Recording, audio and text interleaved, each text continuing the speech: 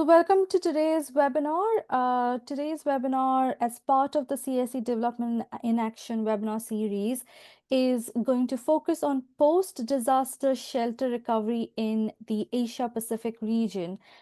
Welcome to everyone. My name is Evangeline. I'm the Alumni Engagement Officer, and today I would like to invite Dr. Iftekhar Ahmed to present this webinar to us.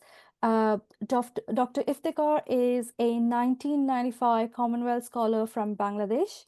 He completed his PhD in architecture, focusing on housing from Oxford University. And I will leave Iftikhar to explain a bit more about his expertise. But before that, I would like to introduce him and say a bit about more about his current work. So Dr. Ahmed is an associate professor at the School of Architecture and Built Environment at University of Newcastle in Australia, and his expertise lies in disaster risk and resilience principles, resilience of the built environment, and construction management research. He has also written several books and many peer-reviewed publications around this topic, and he will share or talk more about his publications as well, and talk about post-disaster shelter recovery throughout his work experience in the Asia Pacific region in this webinar today. So, Dr. Ahmed, over to you. Okay, thank you. Good evening, good morning, good afternoon, wherever you are, whichever time zone. So thank you for the introduction, Eva. So let me just launch into this and then we can, move on. So basically today, these are some of the mileposts of my discussions. I'll give you an introduction, give you some key concepts. We'll talk about the different types of shelter, including emergency transit shelter and permanent shelter as well, which I call housing. And I'll use some case studies, then we'll have a little analysis discussion. So before I launch into it, I just want to show you some of the books, some of the research work that I've been doing, which kind of informs this presentation and my work in general.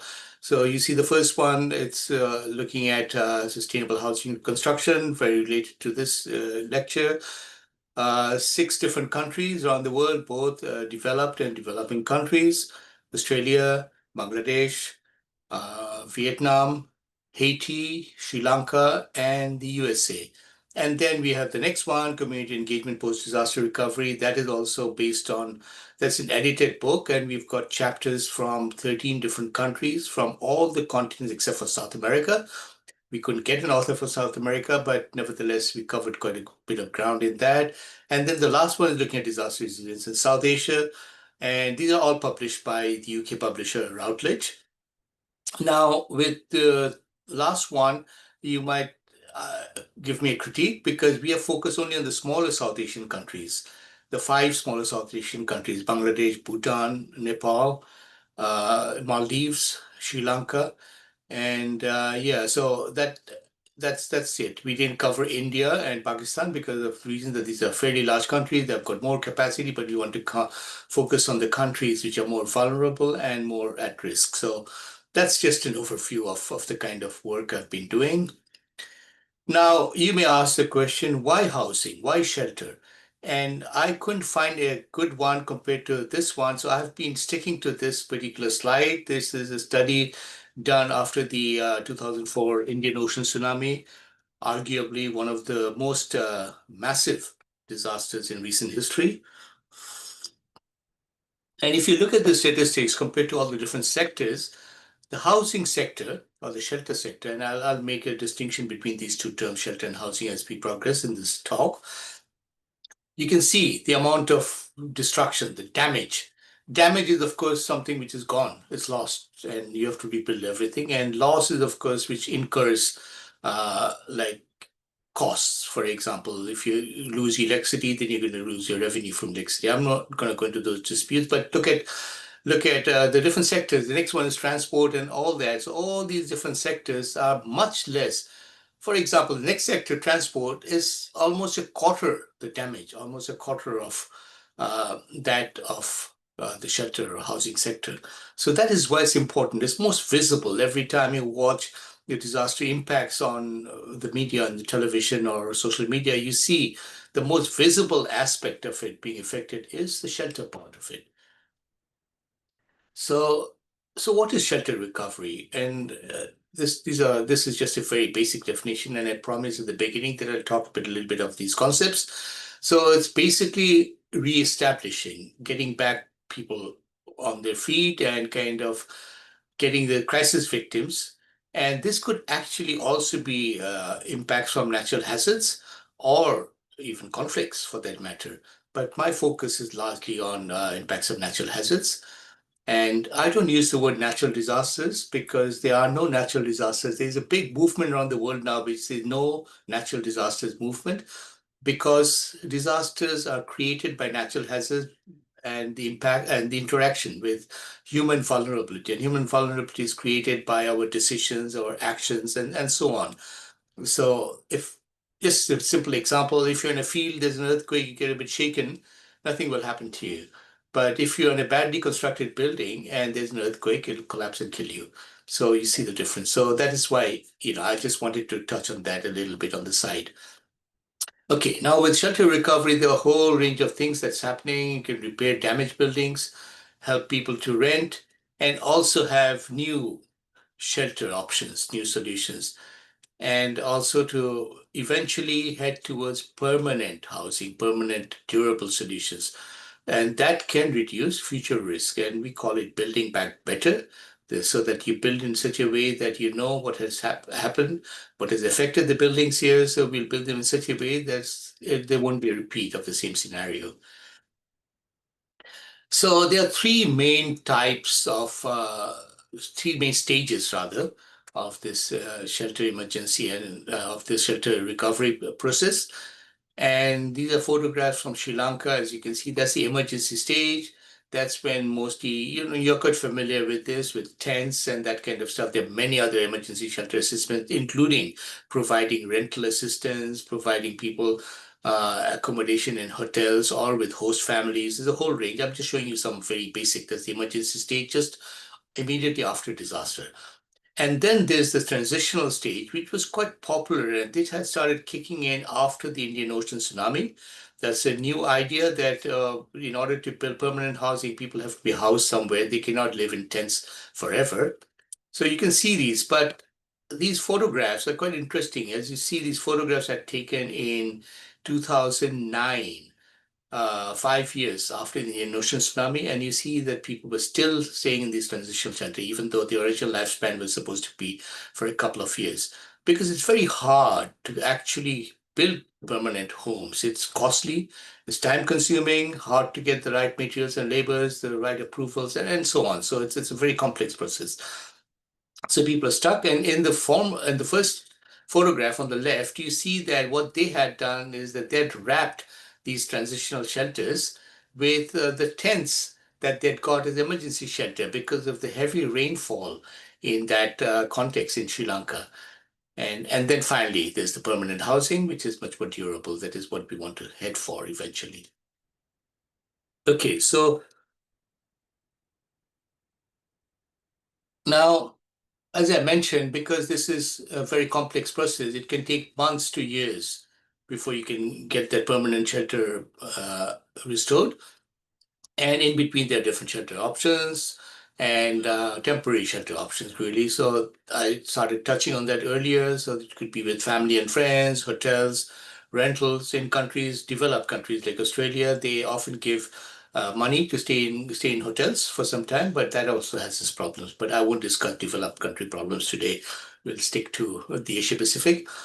Then there's the institute temporary shelter, and that is usually tents. And then the temporary shelter, the camps. And you could, I'm sure most of you are familiar with this form. You see like tent cities growing up, and especially after conflicts, camps.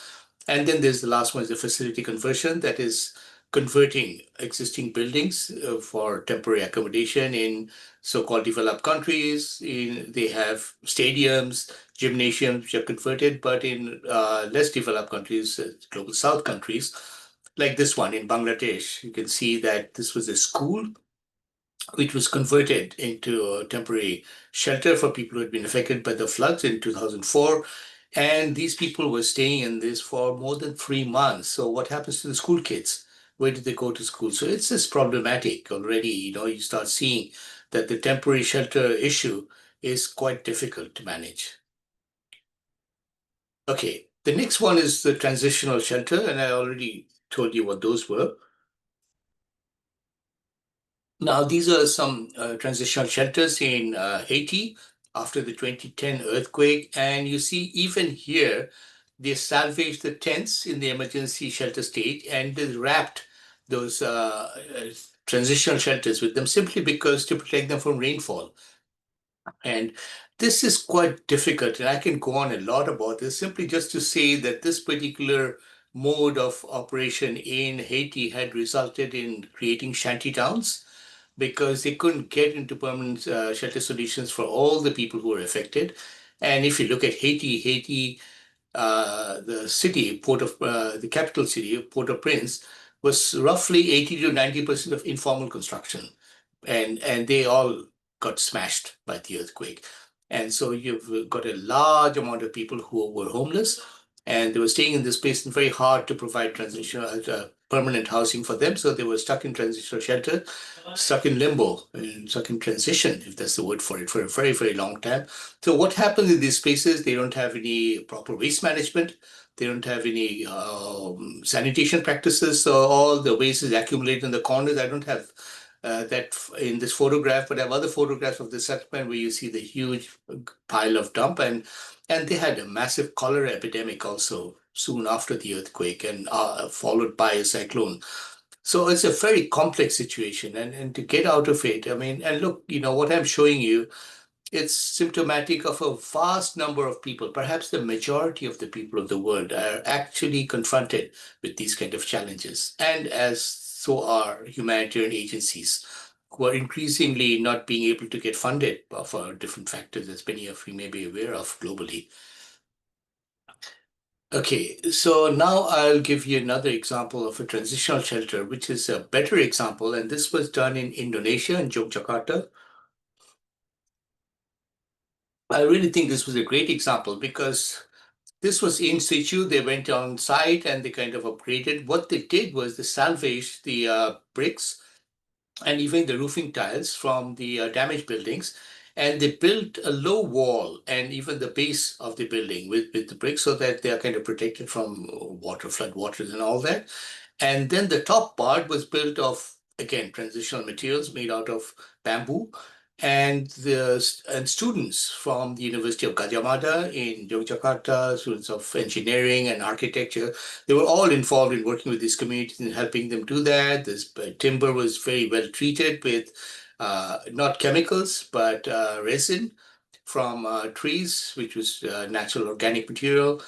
They had all kinds of roof struts inside to protect it, struts and bracings. So this was actually quite a good example. And over time, they can replace the bamboo. And the next photograph, you can see that there's one of those transitional shelters, and they never got rid of it. This was, well, quite a few years after this. I think I took this photograph again about 5 years after the earthquake, and they were still using it as a little granny flat, like for the granny who's in the photograph.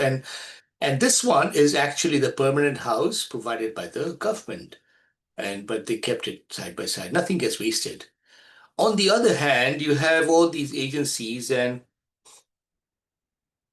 my background, I'm actually trained as an architect as well, but I've started increasingly shying away from this profession for two reasons. One is that they only cater to wealthy and rich people who can pay for the services, and not the vast majority of the people who actually need the services. That's one.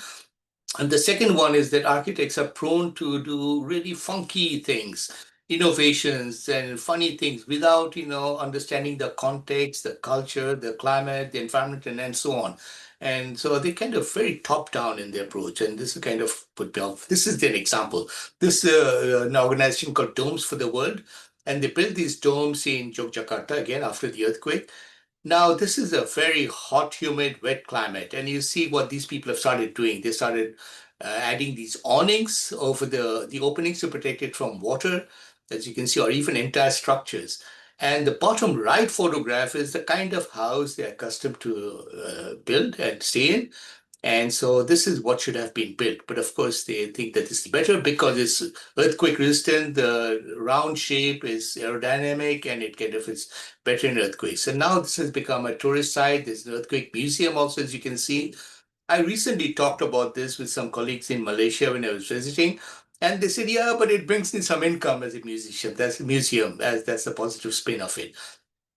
And the right one, very similar, same organization. They built that in Sri Lanka. But here they learned some lessons from this and they started having some sort of rain protection there. But again, it's very unfamiliar for them culturally and all that. And in a round building, keeping furniture inside is a waste of space. So I don't think it's a great idea. Okay, so I'll just start moving faster.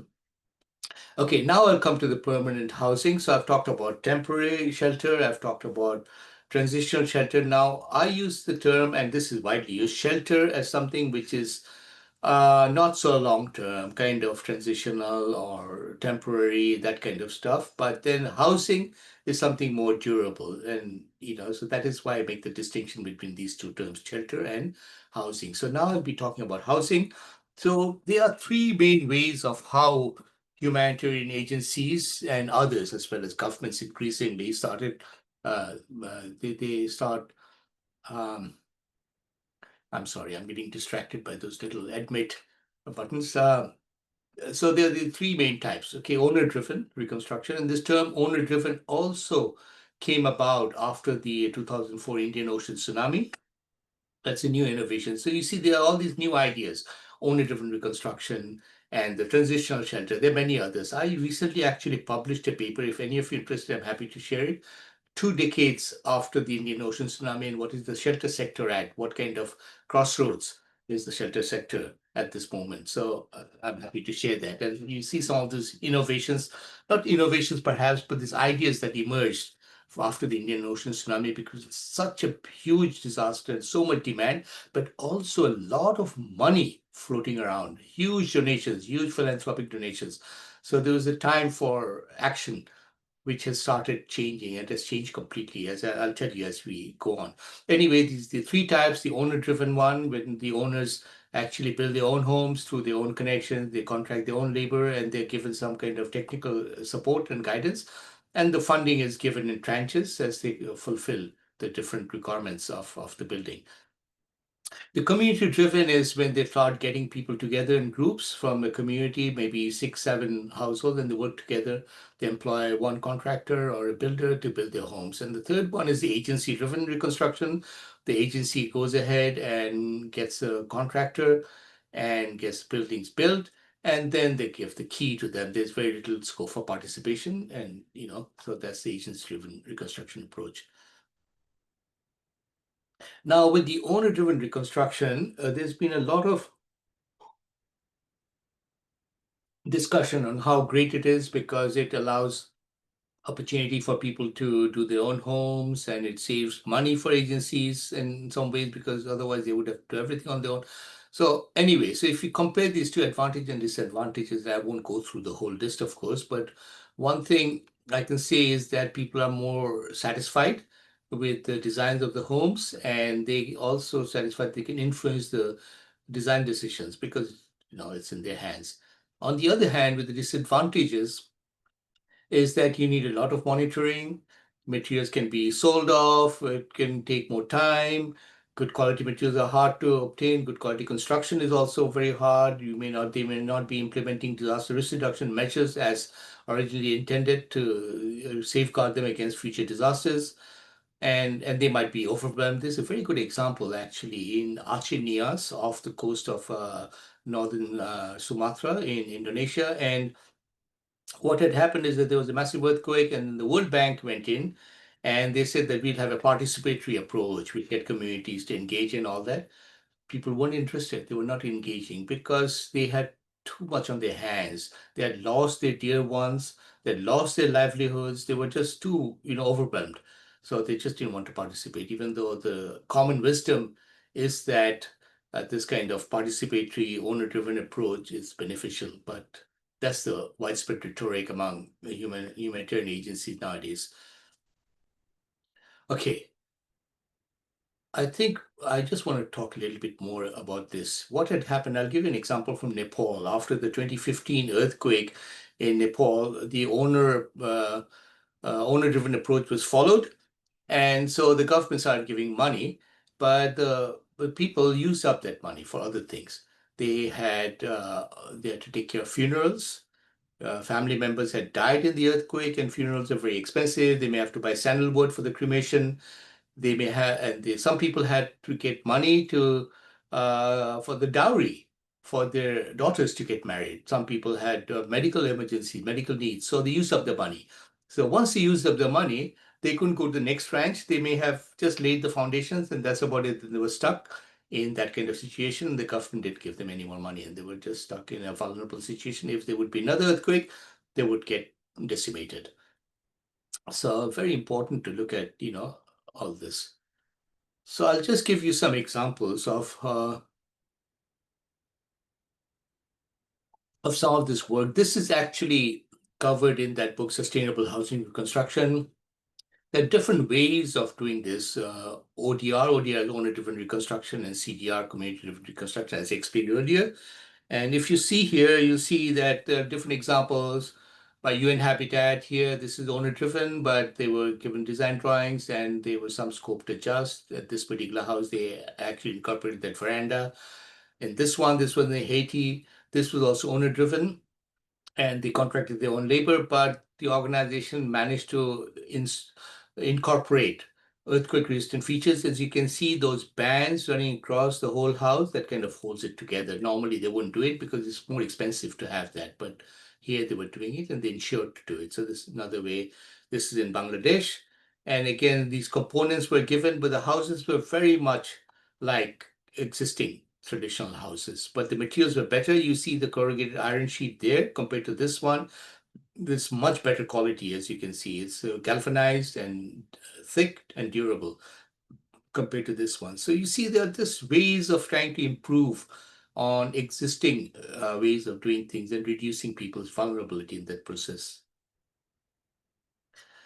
And now I'll give you an example of a community-driven approach. This was in Indonesia after the Lombok earthquake. Now, I should just go back a little bit after the Indian Ocean tsunami, the big disaster, then also recent disasters after that. The the whole recovery process was led by humanitarian agencies, international NGOs primarily, but increasingly now these governments. Indonesia is a country which has had rapid economic development and growth, and so now the government feels empowered to be able to handle this. So the government actually did this. So there are 15, 20 households, they got together and they managed to build these houses together. And the building grants were also according to level of damage. This is what the government started doing. But you start seeing this is a house that was built by the government. And again, you see those bands running across. There's one underneath that also, and these intermittent columns which kind of hold the house together. So resistant construction was ensured. But then right next to it, you can see a little bit of that on the side. That's that house. And here they were building another house right next to it, and they were not following the codes. You see those lintels, which I said go all around it, all around the house to hold it together. They were not continuous. You see they've left it in here also. So you see they're not following the risk reduction measures. So if there's an earthquake, this building will not survive. This may, but this won't. So it's a very important thing. And the governments, even though they start doing it, and even humanitarian agencies, they don't have the resources to go and monitor all these houses, all the construction. It needs a lot of resources to go from house to house and ensure at each stage. So people start reproducing their risk and go back to their existing states of vulnerability. This is quite common. It's a big problem. I'm just talking about different issues now of different issues that come up when you look at these recovery projects. Now, in this one, this in Aceh after the Indian Ocean tsunami, what the government did in this case, because there was this plethora of INGOs from all over the world, including other governments as well, coming in and trying to build homes for people. They said that we'll make the house 36 square meters, 6 meter by 6 meters. Okay, and that has to be standardized so no one tries to outdo each other. And that was taken from the Public Works Department standards for low cost housing, and this is what they did. And this was sort of a one size fits all approach. And here, these families, they had very large families, large extended families living under one roof. So when we did a study earlier, we saw that traditional houses in Aceh are over 100 square meters, so very large. And the son marries and grows his family along the parents in the same house. So this is what they were doing. So you see now they started transforming it. They started changing it. The top photograph shows two houses which were received by two brothers right next to each other. And they started joining the houses and making it one big house. Or this one at the bottom, next one in the middle, you see that that's the house, and then they built the extension. The extension is more than double of the existing house. And this was raised above the ground because of future tsunamis, reducing the risk. They had filled that in to get an extra floor underneath. And I believe all the houses that were built like this, raised on stilts, they're all like enclosed now. You won't find any which are left open.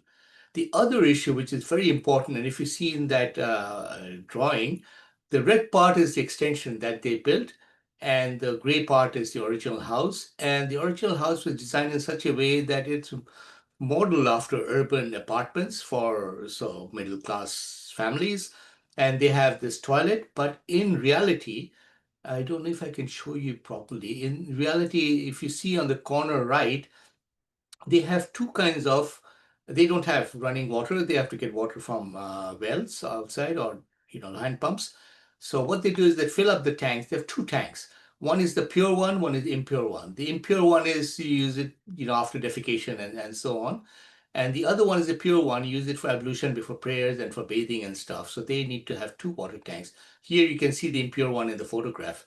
And so this is what they did. And that small toilet, that which they had originally, it was just ridiculous. It was just not appropriate for them. So they just got rid of it and they started building all that. And you see again, this extension is bigger than what the original house was. So this is actually a very interesting project. And we documented about 26 different houses throughout Aceh looking at this kind of phenomenon. Again, looking at other countries after the Indian Ocean tsunami actually gave people like me, shelter specialists, a great deal of fodder to explore and investigate. And so in this one, this is another project in an offshore island. They actually built a whole new island, brand new. They just removed people from one island, which was very congested, was very badly affected by the tsunami. And I can't go into the whole process, but basically here they started doing it, and they had a slightly bigger house, 86 square meters, but they need more space. They need it for fish processing, as you can see in the photograph on the right. Here they have these little stoves where they burned ovens or stoves, I guess. They dry the fish in that and using coconut husk. So they need that extra space. Most of the houses were doing food processing for their own consumption need as well as selling on the market. There were no boundary walls and so on. All kinds of problems started happening. And you can see in that this photograph on the top right, the house behind is what they received, and then they started making the extension and added a small restaurant to it. The house next to it was exactly the same house with the built upper floor is unrecognizable. So even here they were making those changes and owner-driven changes, and a lot of the changes were not disaster resilient. They were building according to their own needs. So they had many problems. I don't want to go into it all that, but you see the pristine beaches. Maldives conjures images of a paradise, right? But this is paradise spoiled with all the rubbish washing up on the beach. Here, this is an offshore island. This is not a tourist island. I actually stayed in one of these homes when I did my field work, and I could immerse myself in the culture without being a tourist. And I started seeing all the problems that they're facing with waste. Waste floating in from other islands, waste floating in from the tourist resorts. And what people would do, they'd go to the tourist resorts, collect the garbage, and just dump it in the ocean. And where would they go? They would go into these smaller islands, or people leaving. no jobs here. You built up a whole new island. What are the young people going to do? So they have to go to the main city and they rent out all these rooms. So yeah, big issues. It's another very different example, but in Chennai, in India, very small houses, very small, 22 square meter walk-up apartments, 22 square meters, just one room with an attached toilet and a cooking alcove inside the house. As you can see, many problems. They had many, many problems. The design, you can see here in that photograph, the rain enters through here, faulty construction.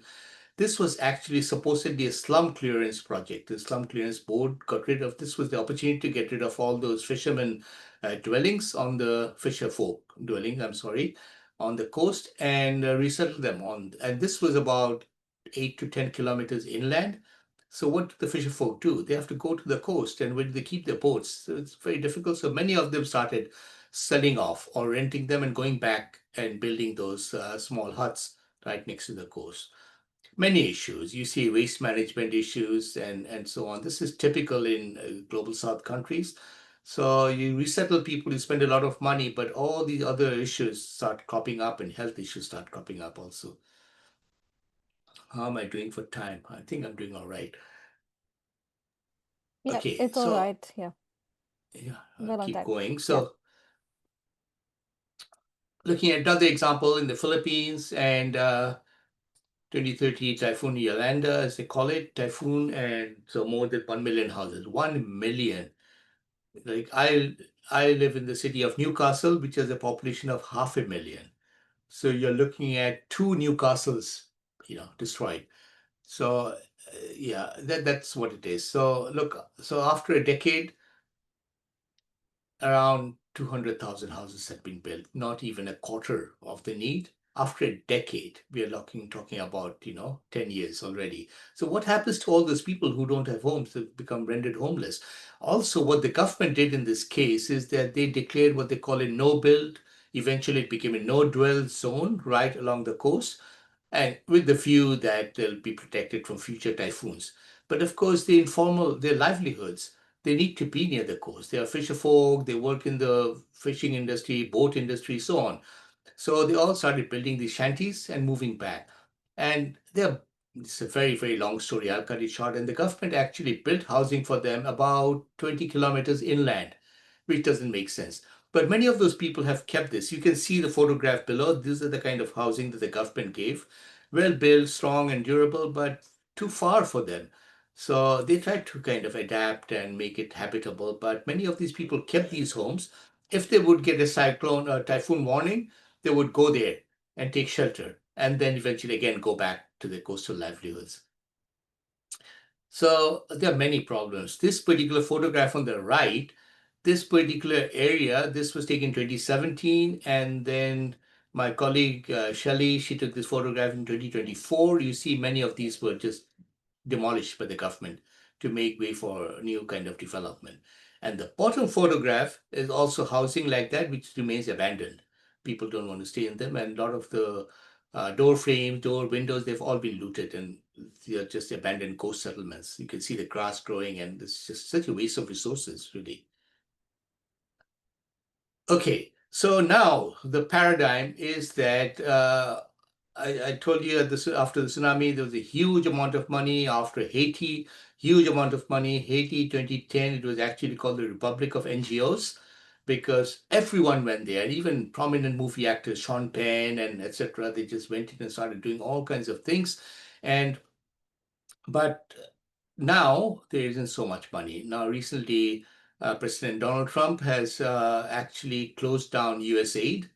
So USAID was the United States International Development Agency, and they stopped giving funding. So the huge chunk of the funding for this is actually missing. And many of the governments, which are more generous, like the Scandinavian governments, they are also under pressure to support this kind of initiative. So now agencies, they don't have that kind of funding, the access to that kind of funding. And it's the same. You would think what would happen to Gaza if there's ever a day for recovery? Where's the money going to come from? They don't have the money for it. So what they have started doing is that they started calling it shelter self-recovery, that people will have to build their own homes by themselves, and they will be supported by humanitarian organizations. They would get capacities, and sorry for the acronym, this is Shelter Focal Persons. So in each settlement, what they would do, this is an example from Vanuatu, and this was by the organization called CARE together with the Shelter Cluster Consortium, other INGOs who work together. And so here what they did was they provide them emergency shelter materials like tarp sheets and a toolkit to be able to do their own construction.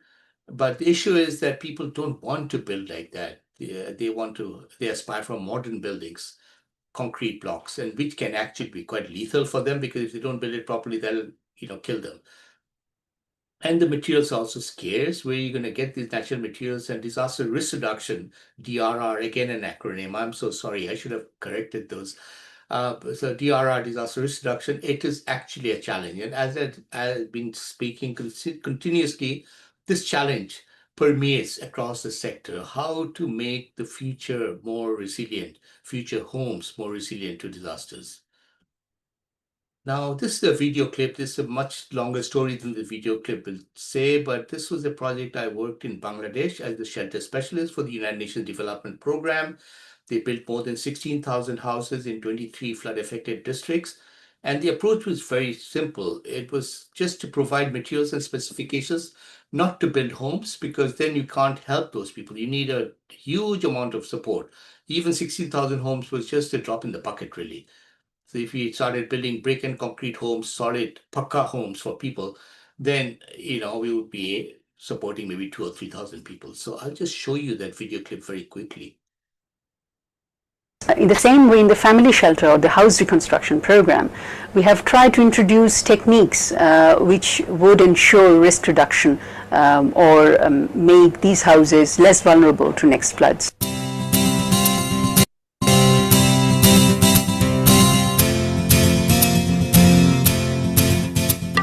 Floods swallow up people's lives and livelihood. With their houses drowned, people take refuge on high roads, dams, or flood shelters. After the floods subside, a lot of them cannot find their houses since they have been washed away. To make sure that the houses of the people whose lives are already difficult do not get washed away by the floods, in various project areas model houses have been built. Risk reduction aspects of the model houses are cement stabilized earthen plinth, concrete footing, katla, bamboo treatment, and rainwater gutter.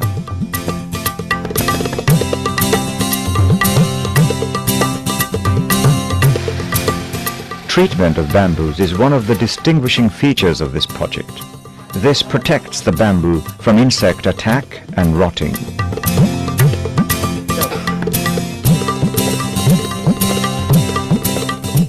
For the footing of the bamboo posts, the katla is made through local initiative.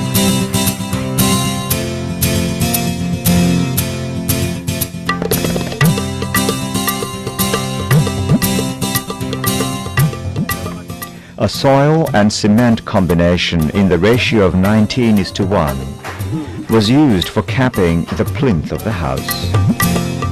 This prevents the plinth from being washed away.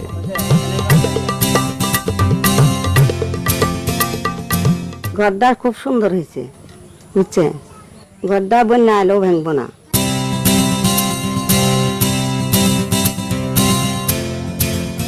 Rainwater gutter made of split PVC pipes are used to prevent rainwater falling from roof eaves and damaging the lower part of the house. It also provides an alternative supply of arsenic-free water for household use. 16,036 houses were built in 23 districts under the housing project for the flood-stricken people. The houses differ in shape and structure in different areas depending on the quality of soil and easy availability of the materials. In some areas, instead of katla and bamboo, concrete pillars made of rods and cement is used. Again, in some areas, instead of bamboo fences, metal sheet is used. No matter what material is used, it is made sure that the houses are resistant to flooding, Certain criteria is set before nominating the people who are eligible to get the houses. The chairman of Village Development Council plays an important role in this regard. যাকে ঘরটা দেওয়া আছে তার ঘরটা ধসে গেছে গা, তার ঘর তোলা কোনো সমর্থ নাই, সে বিধবা, তাকে আমার ঘরটা সমর্থন করিয়া তাকে নির্মাণ করে দেওয়া হইতেছে। আমার স্বামী মারা যাওয়ার পরে আমি অনেক দুঃখ কষ্ট করছি। আমি একটা ঘর বেগরও থেকে পাই নাই। আমার ভাইয়ের রান্নাঘরত থাকছি, থাকার পরে আর বছর একটা সোনের ঘর আসছিল, ভাঙতে পরে বন্যা ভেঙে নিয়ে গেছে। সবাই মিলে আমাকে একটা ঘর দিছে। আমি কোনোদিনও ভাবিনি যে আমার এত সুন্দর একটা ঘর হবে। Right. Look, I can keep on going on about this project, but I probably won't. If you have any questions, I'm more than happy to answer that. So, getting towards the end, and so these are some of the key elements of effective shelter recovery. So, firstly, it has to be integrated with community infrastructure. It cannot just be just homes by themselves. They have to be supported by drainage, waste management, water supply, etc. Then it has to support livelihoods and the local economy, sustain engagement. It's agencies fly in and fly out, and then people start making mistakes. They are not doing DRR. They are not, the kind of examples I gave you already. So that has to be avoided. Multi-stakeholder engagement, different groups have to be involved. Multidisciplinary, multi-stakeholder. It can't be just the government, or it can't be just NGOs. The government together with NGOs and local community-based groups and the community, most importantly, they have to work together. Built environment professionals, and much of my mission in life now has become to train built environment professionals, my students of architecture, construction management, engineering, to be more aware and do good projects using these kind of principles. And finally, to work in difficult contexts, not shy away. NGOs usually try to go where there's accessibility, but to actually work in difficult places. And this particular photograph captures all of those. That is actually a project by a group called Foundation of Goodness in Sri Lanka. And just to tell you the story in a very quick way, the gentleman who led it, Kushil Gunasekara, he is based in Colombo, but he has tremendous global connections and also connections with famous cricketers like Murali, who is the famous Sri Lankan cricketer. And he managed to access all kinds of funds. This was funded by the Victorian government in Australia, government of the state of Victoria. And so you see, there's the infrastructure there, there's a playground, and all the parents can watch their kids play from the houses. The house is elevated. So if there's a tsunami, they can go to the upper floor and so on. They have a water tank for water supply, etc. It's just a fantastic project. And there's just so much into it. They actually trained people, these villages. This was his home village in Senigama. And he went there, this completely devastated village, and built it up through this project. And they stayed there. Foundation of Goodness now has an office. They help people produce things which they sell from their shop in Senigama. And so they've stayed there and sustained it. They provide training to people to learn computer skills, English language skills. When I went there, I met the general manager, because Kushil wasn't there that day, and he was fantastic. He was fluent in English. He spoke to me. He was just a very smart young man.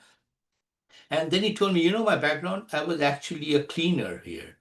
I had no English training. I didn't know how to use computers. This project uplifted me. That's how I learned. Now he's the general manager. So it's just a success story. So there are good examples. I wanted to end with a positive note, actually, to show you a good example. That's about it for me. I'm open to questions and answers. So questions rather, and I'll give you the answers if I can. Thank you. Thank you so much, Dr. Ahmed. I will let you take a break, have some water if you wish, before we get into the Q&A session. But I think this was a wonderful webinar, and I loved the pictorial evidence of the different types of shelters, and listening to the video, and of course, just hearing about your passion in this space. Um, There are a few questions that are coming through in the chat box, but before that, I would like to raise a few questions in that came through in the registration form. So thank you to all those who have shared the questions in the registration forms prior to this webinar. I will try to raise a few of them before moving on to the questions in the chat box. Um, Dr. Ahmed, if you're ready, I can start with the first question. Yes, yes, perfect. Perfect. Thank All you. right. So, the first question is, how inclusive is the post-disaster recovery in Asia Pacific region? How can we make disaster preparedness and response more inclusive, drawing on lessons from Asia Pacific region? Mm. That's actually a great question. And I think I answered that question to some extent in my presentation. Yes. And you see, by and large, it is not inclusive.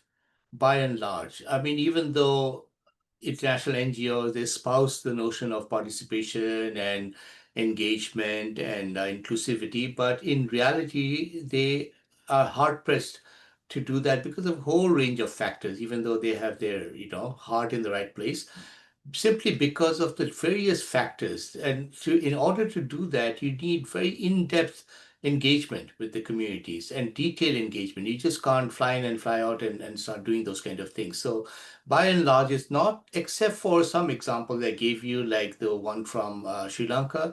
And this is a locally driven project. This was a local person, and he kind of knew the culture, he knew what was necessary, and all that. So you have very isolated examples like that. I've been trying to, under my housing reconstruction book, that actually tried to document some of the good examples where they tried to have some sort of inclusivity. And I think some of the owner-driven examples give you an answer that perhaps that is one way of approaching it, but it cannot go without adequate support. Perfect. Thank you. All right. So moving on to the next question. What are the lessons learned from post-disaster shelter recovery in the Pacific case that can be replicated in other parts of the continents, especially in Africa? Hmm. That's actually a great question. Actually, there were two questions on Africa, and Yes. I took them on board, even though I have very limited experience in that part of the world. My work has been in the Asia Pacific and some other places, but I think a lot of it is relevant because the socioeconomic conditions are quite similar Mm. in many ways. The climate is also similar in many places. The coastal conditions are also similar. So I think some of these ideas that I kind of try to discuss with you, they could very well be not replicated, but adapted to the African context. And I'm sure some organizations must be doing it. I'm sure there must be projects that are doing it already. I know that Mozambique had been affected by massive cyclones. One of my former students, he actually works in the disaster area, and he went back to Mozambique, and he actually went back and he wrote to me saying that, if we've been doing some of these things that you've been doing, your ideas, because we have those needs. So some of them can be adapted. I think some of the key lessons, first of all, it has to be participatory. It has to be done through people's engagement and understanding their circumstances, their needs, their affordability, their livelihood needs, all those factors. That is the first thing. And I think those 6 principles I gave you for effective post-disaster reconstruction, I think they can apply across the world, if not only in Asia Pacific. So I think that's my answer to your question, if that's not a very vague answer for you. That's a great answer. And again, to our attendees who are from different parts of the world, if you are working in this space, you might not be, a shelter expert, but you could be, say, in the health sector or conflict resolution or conflict management space. But if you are looking for more information on shelter recovery, please do get in touch with Dr. Ahmed and to learn more about the different types of shelters. Of course, we are talking about disasters. There are disasters happening across the world now. So yeah, do connect with Dr. Ahmed if you would like to learn more. All right, so moving to the next Actually, question. let Yes, me just quickly interrupt, yes, Ifa, is that remember that when you mentioned this, people from other disciplines, I also mentioned yes. that it has to be a multi-stakeholder engagement. No one discipline can solve this problem. It's a very complex problem. It's got livelihood issues. It's got mental health issues. It's got, yeah, so you've got economics, you've got, and many of these projects, I did a very large project together supported by UNDP, again in Bangladesh, and they had about 6 different specialists coming Mm, in and working together only on housing. They had an economist, they had a public health expert, and so on. There's a social expert. It's social engagement. Architects and built environment professionals may not know how to engage with people. You need an animator. So it is a combination of different groups of people working together. definitely, definitely. And I do know quite a few gender experts as well, Yes, working on yes. different working in different sectors and providing the expertise. So that's, yeah, that's a really valid point. All right, so the next question is, in your experience, what are the key barriers to implementing the build back better approach in low resource or politically unstable settings, especially in the context of community-driven shelter recovery models? Mm. Money. You need money. Look, simply a house for anyone, whether you are a small scale, low income person in a village or a multimillionaire, that is perhaps the most expensive asset you'll ever own. And in many parts of the world, people have mortgages which they pay over their lifetime because it's such an expensive asset. So certainly in resource scarce places, they need funding. They don't have the funding to be able to rebuild by themselves. And that is why this international funding stream is very important. Without that, they won't be able to survive. In maybe rapidly developing countries like Malaysia, Indonesia, Thailand, the government has some sort of support, but even then, it's just not enough. I mean, I've seen examples in Thailand, for example, after the massive floods 2011, the government gave a level of support according to the level of damage, but it simply wasn't enough. Mm, People had to kind of borrow money from other sources to rebuild their home and to protect themselves from future disasters. So I think that funding is very important. And now with the international funding stream in yeah, disarray, we don't know what the future for this sector is. So I yeah. don't have a good solution for you, except that, they would need funding. Yes, they need technical support as well, how to improve their homes. Maybe they don't have the knowledge, but they may also have local knowledge, and so perhaps that local and that external, they can blend, and they can be a synthesis between this formal sort of knowledge stream, the engineering technical side, as well as the local indigenous knowledge, which is sourced from the local context, that kind of blending and merging. And that kind of process needs engagement. That kind of process needs talking to people and working together with them. Mm, great. I'm just conscious of time and now looking at the questions in the chat box. You you showed pictures of the extensions in the houses, which showed like a good appetite for incremental approach to both housing design as well as the construction among the other beneficiaries as they try to meet their needs. But in your view, why was incremental housing not considered in these cases quite early on? Mm. Yeah, you're right. I mean, this was actually a mistake.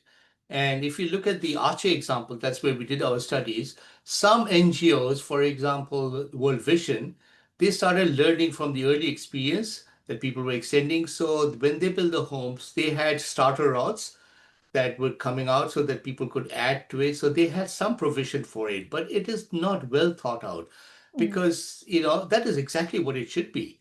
That's exactly, the incremental housing process, and you just build, maybe we call it a core shelter. A core shelter is just a single room, maybe with a washroom or a bathroom, and that's all they have. But the core shelter is built to very durable standards, so that if there is any kind of impact of disaster, they can kind of take shelter there. But then they start adding to it over time as the family grows, they have funding, and then that's the process. So that is one approach. The core shelter approach has been applied in many parts of the world, and that is actually a very good approach in some ways. Mm, It also reduces the pressure for humanitarian agencies to be able to fund a whole house, which they don't have the money anymore to do it, or they cannot build enough for everyone. So there are different ways of doing it, and the incremental approach is definitely a good idea. yeah, yeah, definitely.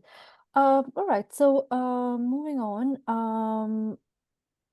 Are there any current nature-based solutions as mitigation strategies, as a proactive approach rather than reactive?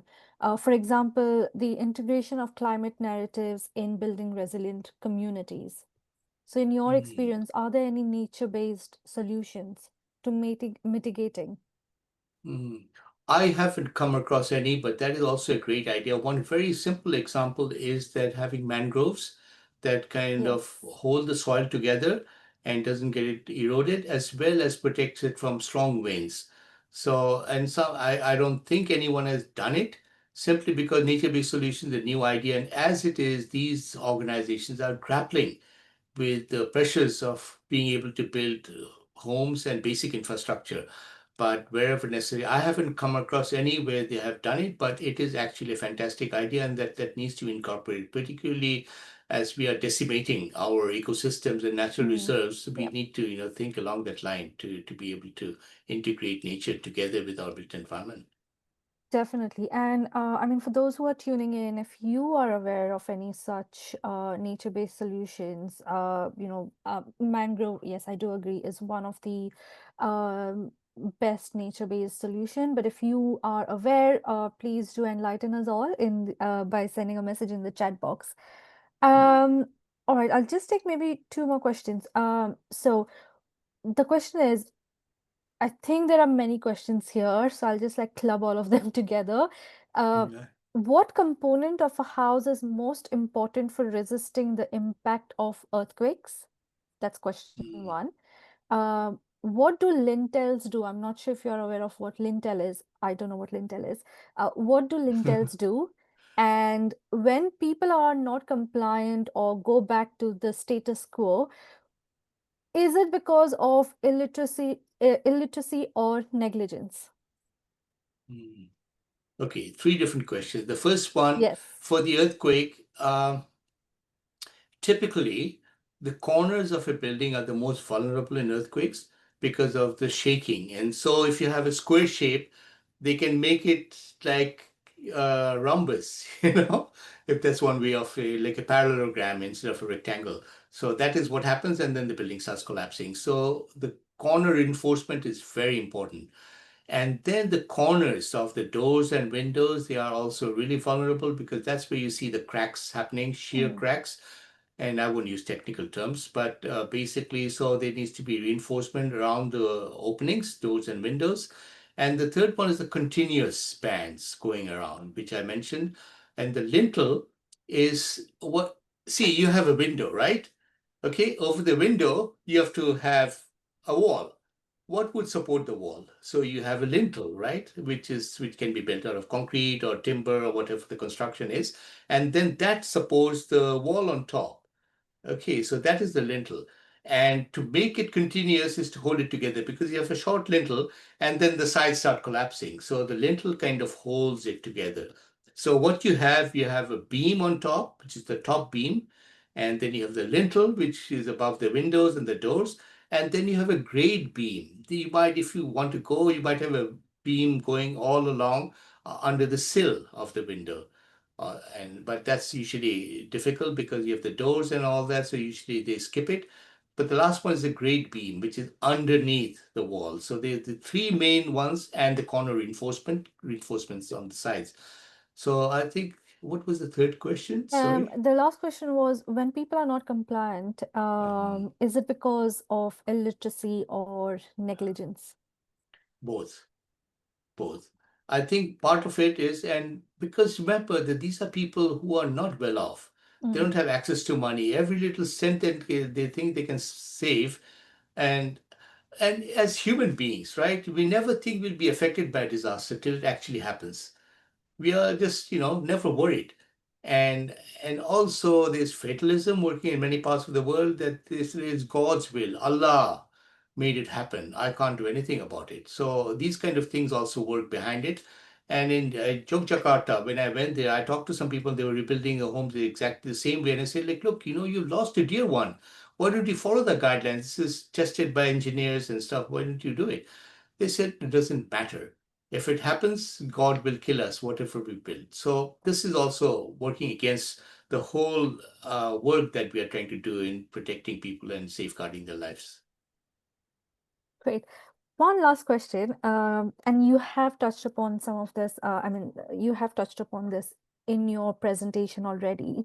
But as a final note, um, what is the current situation of the shelters that you've built a few years back? Like if you've gone back to follow up, in your experience, are there any learnings and in like what's the current situation of where they stand right now?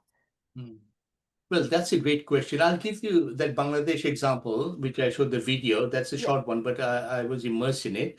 Then I went back there about 10 years after, and I couldn't find those houses, because what they had done is that they had built very large houses made out of corrugated metal sheets, and here they were, simply because that particular intervention was a stepping stone for them to move to prosperity. If they weren't provided that support at that very critical juncture in time, then they would have been struggling to rebuild their homes. But they got a foothold. And those houses, like you saw the photographs, they were very Mhm. modest. They were not supposed to last forever. It was again a form of transitional solutions for them to get hold of their lives, and that helped them move on to the next stage and because of wider economic prosperity. That project was also supported by a cash for work program, which actually helped people, predominantly women led, 80% women beneficiaries in that cash forward program, and they would take the money home and they would invest it in their home. So altogether, that program helped them move to the next step. So this is what I found in that particular project, and I'm happy that those houses are gone. They used the corrugated metal sheets because they ensured that they were of very good quality, and they used that as part of their new home. But rest of the things, even some of the bamboo that survived for 10 years because it was treated, and they used that in their internal structures as well. So you see, that's one example I can give you. That's really great. And yes, with this, we come to an end of the Q&A session, and we have slightly gone over time. But thank you so much for responding to all the questions, and thank you to everyone who have sent your questions in the chat box. If you would like to connect with Dr. Ahmed, you will find his contact details on the screen. If you can just kindly go to the next slide, please. Yeah. Yes. There So it is. Dr. Ahmed is available via email, on LinkedIn, as well as a Facebook group, which is basically a Facebook group for professionals to join. Dr. Ahmed, would you like to quickly just describe what this group is about? Yeah, we have a group in our school. It's the Disaster and Development Research Group. And so we have a Facebook page. We also have a website. So if you Google for this, you'll find it.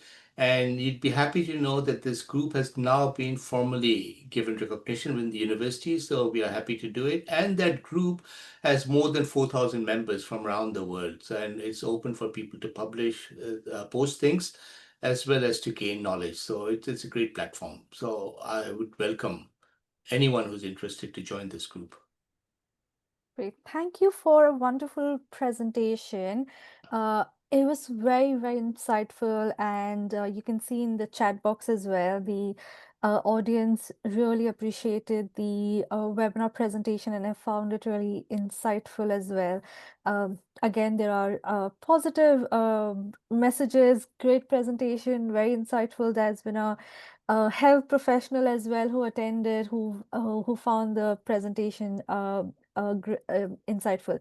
So thank you once again. Any final words before we end this webinar? No, I'm just scrolling very quickly through the chat comments, and I'm glad that this was useful.